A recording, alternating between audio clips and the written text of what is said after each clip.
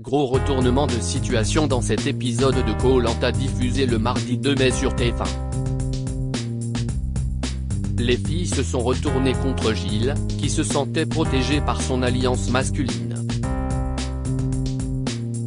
Il se confie en toute honnêteté sur cette sortie peut-être pas si prématurée pour lui.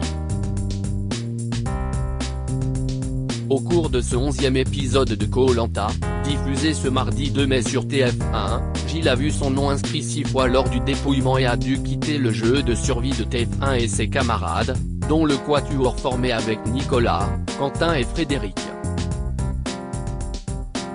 L'agriculteur du Nord a fait les frais de ses multiples promesses aux filles. Il concède s'être perdu en fin d'aventure et revient pour nous sur son parcours marquant dans Koh-Lanta, le feu sacré. Gilles éliminé de Koh-Lanta 2023, j'avais envie de donner mon collier d'immunité à Elena Télé-Loisirs, vous repartez avec 4 victoires individuelles.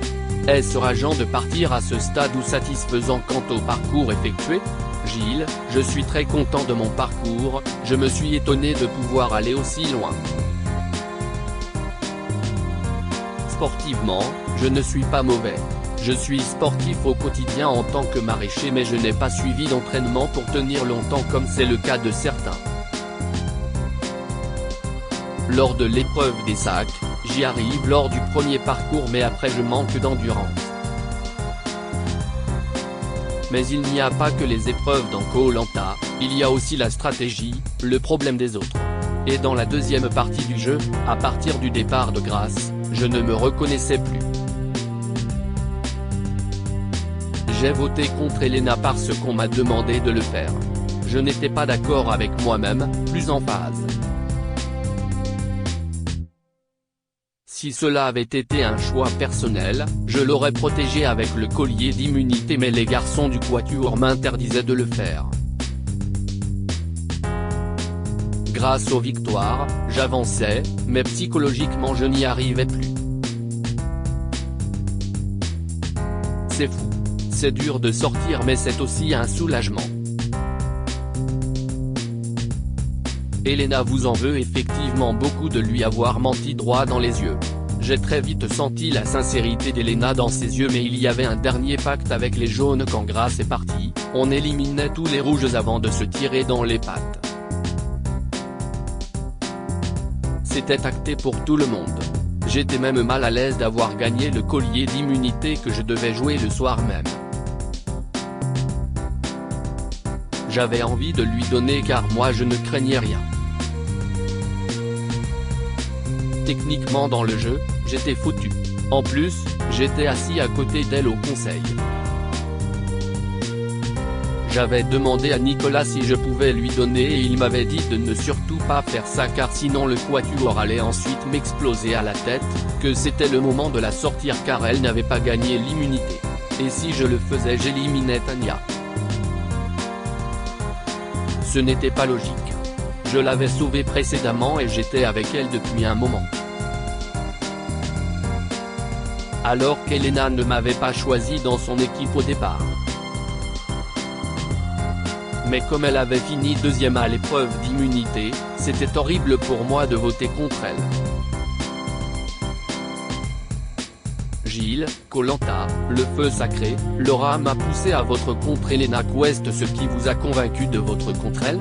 Quand je reviens de la pêche avec Nicolas, je suis en larmes et je dis à Nicolas que je ne peux pas faire ça. Il le répète à Laura et c'est elle qui me pousse à le faire en me disant qu'elle-même allait voter contre Elena et que je devais faire pareil. Je me demandais ce qu'allait penser Clémence. Et comme il y avait un vote en plus, je voulais qu'il me laisse voter contre Esteban. Mais elle ne voulait rien entendre. J'étais vraiment perdu. N'avez-vous pas regretté de ne pas faire certaines épreuves de la fin de Koh-Lanta ? D'après les autres saisons de Koh-Lanta, les épreuves deviennent de moins en moins physiques, plus axées sur la logique, l'adresse. Des épreuves que j'aurais aimé faire, qui allaient davantage me correspondre.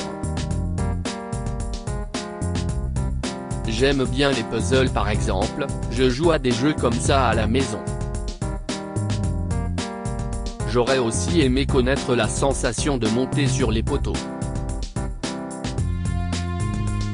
Mais il ne faut jamais se projeter et vivre un jour à la fois.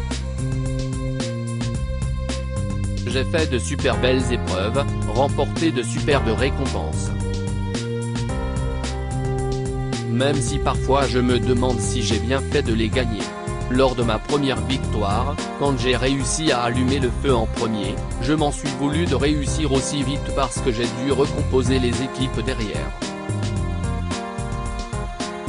Ça ne me ressemblait pas du tout non plus. Si j'avais connu la récompense avant, j'aurais été beaucoup plus lent. Quant à l'épreuve du tir à l'arc, comme chaque saison, c'est toujours qui tout double. Mais je sais que j'avais vraiment besoin du coup de fil. Après il y a peut-être des récompenses qui sont un peu trop grosses, un peu hors cadre.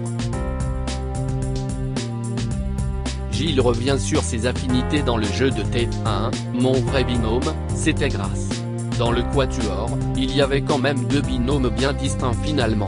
Oui, et par ailleurs, Nicolas était aussi très proche de Frédéric et de Julie à ce moment-là. Mon vrai binôme à moi, c'était Grace. Nicolas est une très belle rencontre mais je le sentais parfois proche d'autres candidats et je me questionnais sur le jour où il allait devoir faire un choix. Même si j'avais une confiance extrême en lui.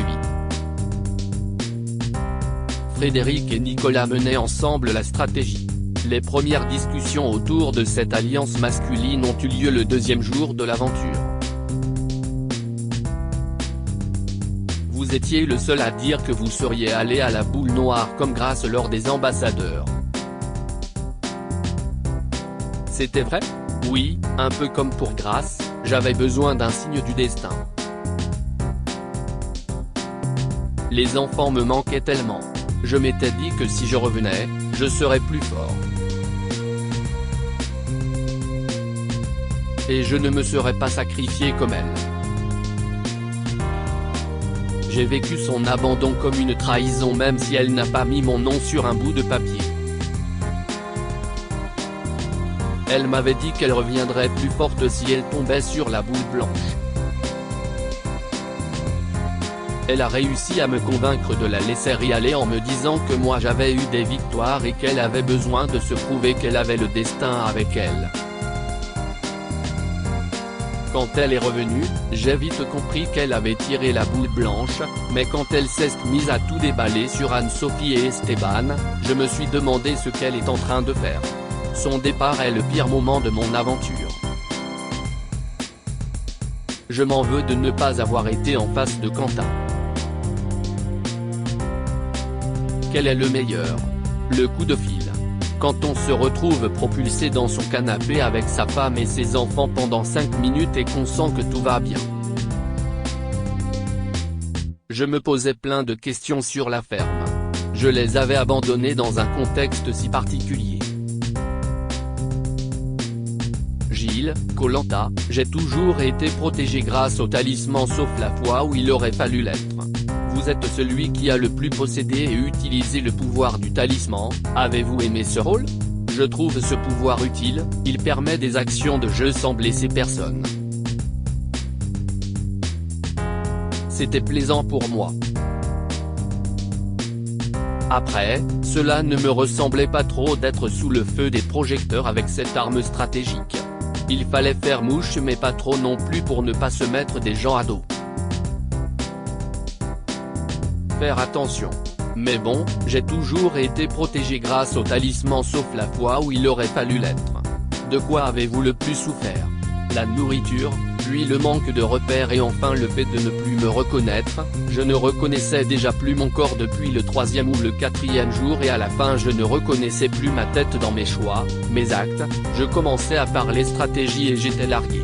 Je n'étais plus libre de ce que je faisais. Je n'avais pas l'objectif de gagner des victoires comme Nicolas par exemple mais je voulais faire l'aventure en me reconnaissant.